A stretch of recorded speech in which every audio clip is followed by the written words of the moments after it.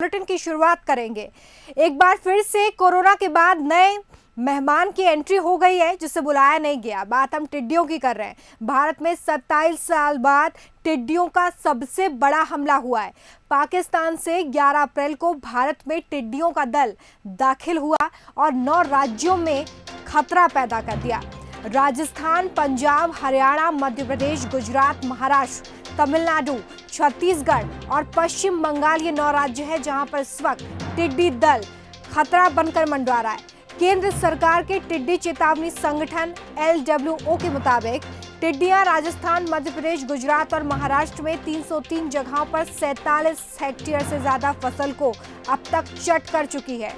टिड्डियों को लेकर अब राज्य सरकारें अलर्ट पर है और जो गर्मी की फसल इस वक्त लगी हुई है खेतों में, उन्हें नुकसान ये टिड्डियां ना पहुंचाएं, इसके लिए तमाम तरह की कोशिशें की जा रही हैं।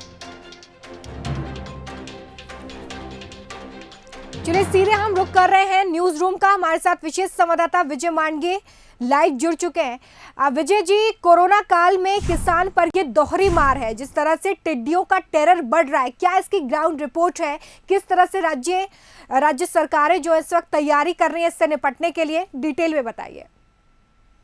देखिए रोमिता, राज्यों की तरफ से चूंकि सभी राज्य हाई अलर्ट पर हैं और 9 राज्यों में इसका साफ तौर पर असर देखा जा रहा है। जो केंद्र सरकार का विभाग है टिड्डी से बचाने का, उसके मुताबिक करीब 47,000 हेक्टेयर फसल इस समय टिड्डियों के प्रकोप की वजह से ख़राब हो चुकी है, क्योंकि टिड्डी दल जो है उसने प्रवेश किया था और करोड़ों की संख्या में ये टिड्डी दल हमला करते हैं, जिससे चंद सेकंड्स में फसल को नष्ट कर देते हैं। इस समय बहुत सारे जो टिड्डी दल हैं वो मध्य प्रदेश से होते हुए अब महाराष्ट्र की तरफ बढ़ गए हैं। उधर छत्तीसगढ़ में भी खतरा है, क्योंकि महाराष्ट्र से जैसे जैसे हवा का रुख जहाँ जहाँ होता जाता है, ये टिड्डी दल उस हवा के रुख के साथ साथ आगे बढ़ते चले जाते हैं। और अब अंदाज़ा और आशंका ये भी जताई जा रही है कि ये दिल्ली भी पहुँच सकता है, और दिल्ली पहुँचा तो वहाँ ज़्यादा खतरा है, इसीलिए क्योंकि दिल्ली का 22% जो क्षेत्र है वो हरियाली से भरा हुआ है और ग्रीन जोन है, उसको ग्रीन बेल्ट हम कह सकते हैं। तो ये जैसे ही हरियाली दिखेगी टिड्डी दल को, वो उस हरियाली को पूरी तरह से चट कर जाएगा। सबसे अहम बात यह है कि टिड्डी दल अब चूंकि प्रवेश कर चुका है, उसको रोकने के अब कोई इंतज़ाम नहीं है। उसको केवल भगाया जा सकता है और उसको नष्ट करने का अभी कोई ऐसा वैकल्पिक इंतज़ाम नहीं है। 2 तरीके से इस पर काबू पाने की कोशिश राज्य सरकार कर रहे हैं। एक तो शाम को 7 से 9 के बीच में जब वो सुस्ताने के लिए किसी खेत पर जाकर रुकता है, तब वहाँ कीटनाशक का छिड़काव किया जाए।